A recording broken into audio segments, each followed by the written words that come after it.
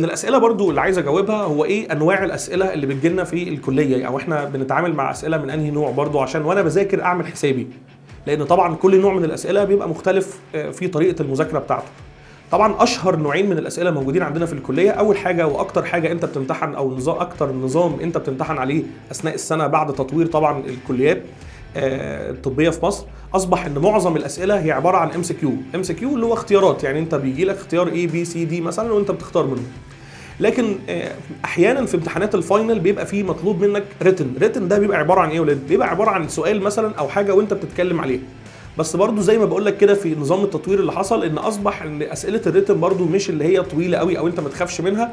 ودايما حاول ان انت لما يكون عندك امتحان معين، يعني ما تشغلش بالك بامتحان الريتن مثلا من اول السنه، لا انت مثلا الامتحانات اللي انت بتمتحنها في الاول بتكون معظمها ام سي كيو، فانت حاول ان طريقه مذاكرتك في الاول تكون كويسه ان انت تقدر تحل الام سي كيو. لما بيجي وقت بقى الفاينل ان شاء الله بيكون في مذكرات معينه، في اسئله معينه، في تدريب معين الدكاتره بيحاولوا يساعدوك على ان انت تعرف ازاي تحل الامتحانات او تعرف تحل الاسئله الريتن بتاعه الفاينل.